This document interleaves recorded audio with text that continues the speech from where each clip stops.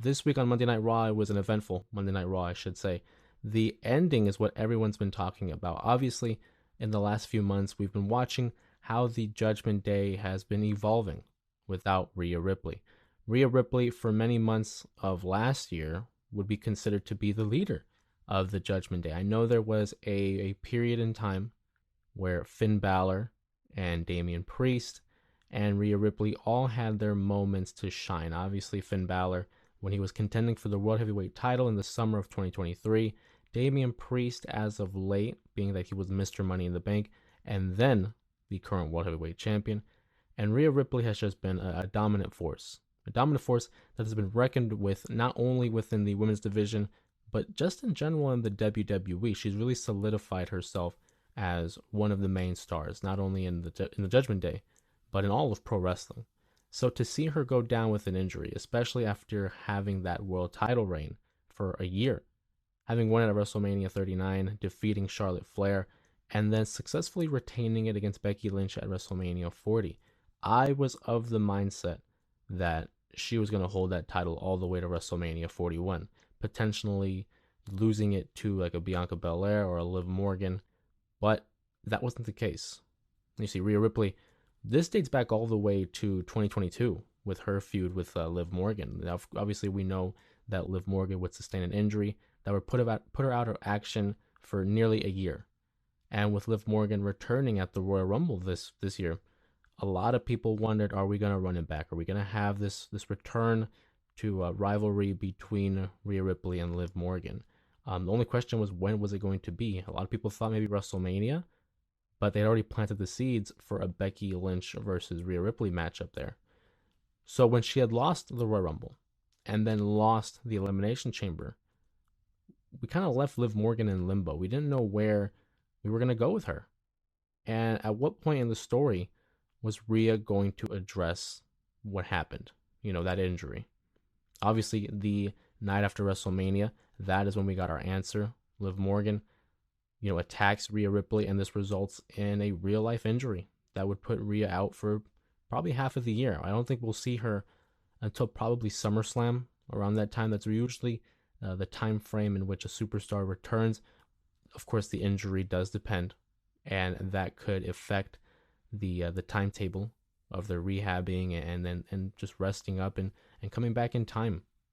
But with that being said, the women's world title would have to be vacated due to that injury, and we would see a battle royal that really came down to three, and that was Nia Jax, Becky Lynch, and Liv Morgan. A lot of people speculated that it would be Liv Morgan that would emerge victorious as the world champion.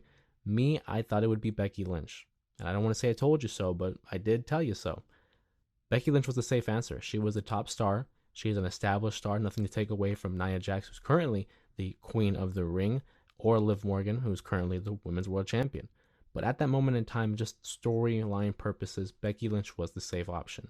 People wanted to crown Liv Morgan already. I didn't think that was the right move because you wanted to give her this moment, maybe at a PLE or a one-on-one matchup. But giving her the world title in a battle royal victory just seemed very anticlimactic to me. To see how they build that story, having Becky Lynch win the women's world title, and then Liv Morgan again developing this envy, developing this jealousy, and also these heelish tactics and characteristics, evolving as a character. It's much more rewarding when you're able to see something just gradually change. You don't want to have something that changes in an instant just like that. You want to have that gratification for patience. So Becky Lynch is your world champion. Liv Morgan wants that matchup, but Becky, assures her that, hey, you can't beat me. You've never been able to beat me. So the match is set for King and Queen of the Ring. We have Liv Morgan versus Becky Lynch for the Women's World Champion. But in between, you have to keep in mind, everything counts nowadays. We see the interactions between Liv Morgan and the Judgment Day because the Judgment Day knows Liv Morgan is responsible for the injury of Rhea Ripley. Liv Morgan is responsible for why the Judgment Day isn't whole. So we see these interactions with them, and a lot of them are telling. There was a backstage segment where Jey Uso was being interviewed, and you see Dominic Mysterio leave one of the locker rooms, leave a room. And seconds later, Liv Morgan also leaves that room. There's been moments at the beginning of a show when you see a superstar entering the arena, and it says, this was taking place at 3:00 p.m., earlier in the day, and you see Liv Morgan leave a car. Seconds later, Finn Balor leaves that same car. This past weekend at Queen of the Ring, very telling, because then we see Dominic Mysterio arrive to the arena. He flies all the way from America to Saudi Arabia to tell her, I'm here to ensure that you do not leave with Rhea's title. Liv Morgan and Becky Lynch have a great match.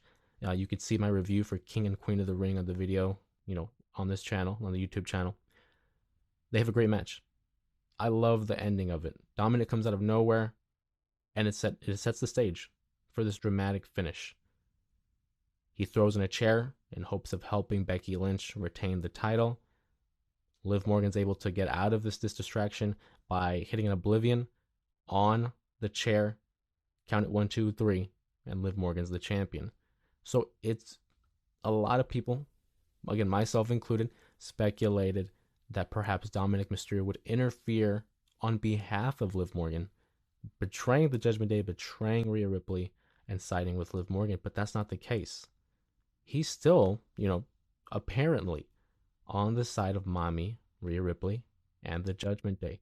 He doesn't want Liv Morgan to win the title. He doesn't want Liv Morgan to hold the very title that Rhea had for over a year.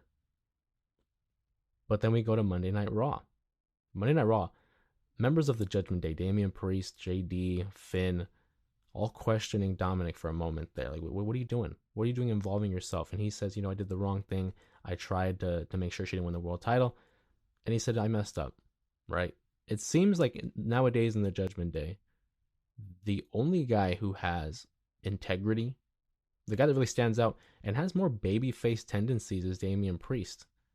So I'd like to see how we move forward in the story, especially given that Damian Priest has guys lined up like a Drew McIntyre, like a Gunther, like a Braun Strowman.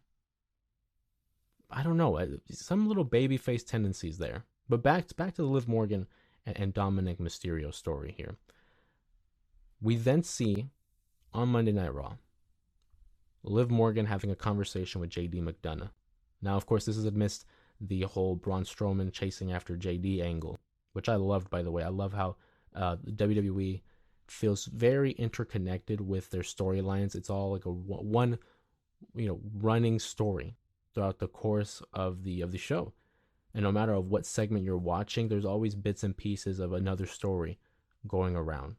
You have to watch out for these little details. Everything's connected. Everything matters nowadays in WWE. But we get to the main event. It's a steel cage match between Becky Lynch and Liv Morgan. In another great match. But again, it's the ending that people are talking about. Obviously, we see Dominic Mysterio run interference once again, trying to have Becky Lynch win the title back, ensuring that Liv Morgan's revenge tour isn't all successful. And in the midst of it, JD McDonough and Finn Balor come out, again, questioning, what are you doing? Why are you getting involved? And they, at the end of the day, they get frustrated and they say, you know what? Do whatever you want. And then Braun Strowman's music hits. He finally finds JD McDonough, chases him around the ring, leading to Braun Strowman bumping into Dominic Mysterio, who accidentally slams the steel cage door into Becky Lynch. This would then prompt Liv Morgan to, gather herself up and escape the cage, retaining the Women's World title. Another mess up by Dominic, and we're going to see how the Judgment Day reacts next week. But what we really need to watch out for is how it ended. Liv Morgan, with the world title in tow, begins to exit the arena and has just stare down with Dominic Mysterio. And she plants a huge kiss on him. Now, one thing people have to recognize are the little details, the body language. Dominic Mysterio didn't necessarily pull away, right? Didn't necessarily seem shocked. Didn't necessarily seem like he didn't enjoy it. What he looked like was frustrated because, one, he failed at his mission to have Liv Morgan lose the title. but almost as if frustrated as to what are you doing. You can look at it one of two ways. Is this Liv Morgan, reassuring Rhea Ripley of what she said months ago? I'm going to take everything from you. She's already taken her away from injury. She's already taken away the world title. Is she trying to mess mind games with Rhea Ripley? Is she trying to mess with Dominic? I think everything right now is in play for Liv Morgan. The only question I have are those interactions beforehand. Seeing Dominic in the hallway, seeing Finn in the car, JD prior to getting ran off by Braun Strowman. If those didn't happen, this for me is Liv Morgan, dealing with the mental game, getting in the mind games of the Judgment Day. But being that she's had these prior interactions with them and had conversations, is it a plan? Is it a ploy? Will we see Judgment Day break away and Damian Priest become, a babyface? Is the Judgment Day currently constructed not going to be the same by SummerSlam? I don't know. I do think eventually we will see a Finn Balor Damian Priest feud. I think that's just natural. I thought it would have been last year, like Finn winning the world title, and being that Damian Priest was Mr. Money in the Bank. Wasn't the case. And like I said, I'm all in favor for the long game, because the longer you wait, I feel like the more rewarding it is for a storyline.